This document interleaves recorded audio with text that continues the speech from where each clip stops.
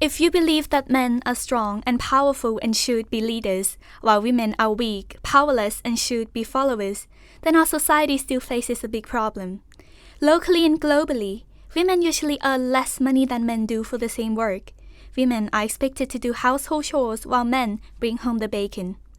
Victims of sexual violence and aggression at home are usually women. For some people, this may not be considered a big deal, but in reality, this is a very serious and deep-rooted problem. When I was 5 years old, I declared that I wanted to be a pilot just like my dad. I could still remember my mom's discriminating response. It's not appropriate for you. Pilots are for boys. Why? I asked. How are you going to take care of your husband and kids when you have to fly all the time? Do you want to be like your father, rally around his family? She asked. Thus, I gave up my dream of becoming a pilot because as a woman, I was expected to take care of my family. At the age of 12, I wanted to be a troop leader.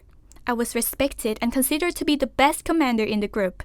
However, since I was a girl, the teachers gave that leadership position to a boy instead.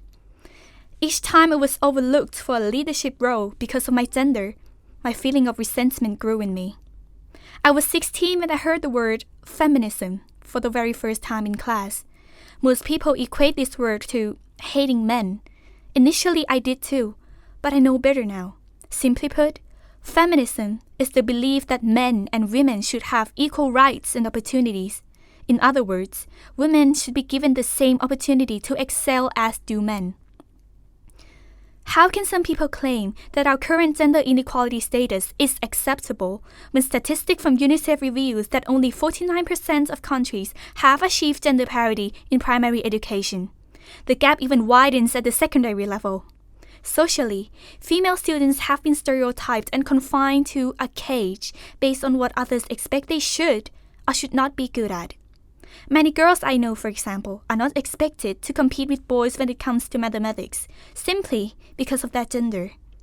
Such stereotyping has created nothing but a desperate society which eventually can destroy one's individuality and identity.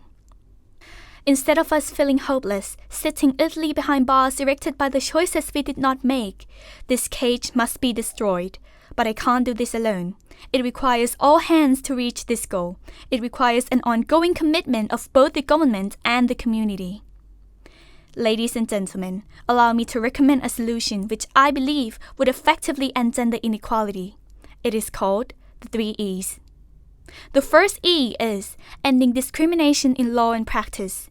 If we have a dream and don't do anything about it, we are just daydreamers. But if the authorities can make it concrete, they will be commended and honored for making each citizen realize the value of his or her rights. The second E is envisioning a sustainable economy with gender equality at its core.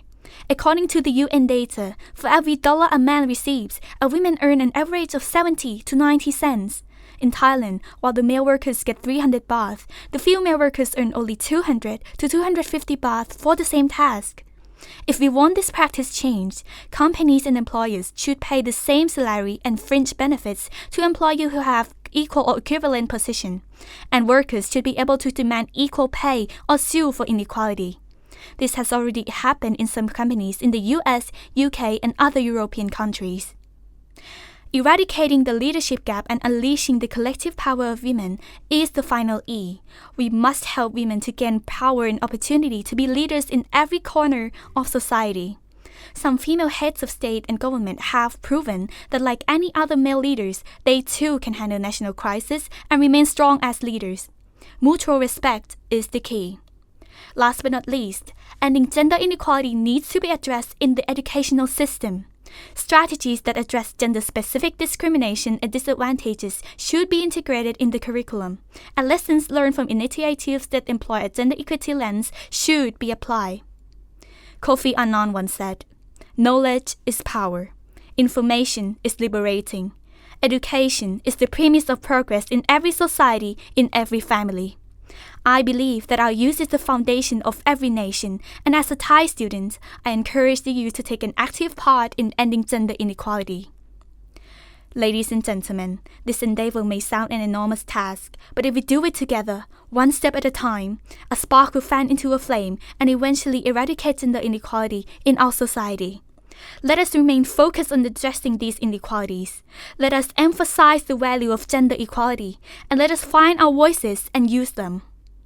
If not us, then who? If not now, then when? Thank you very much.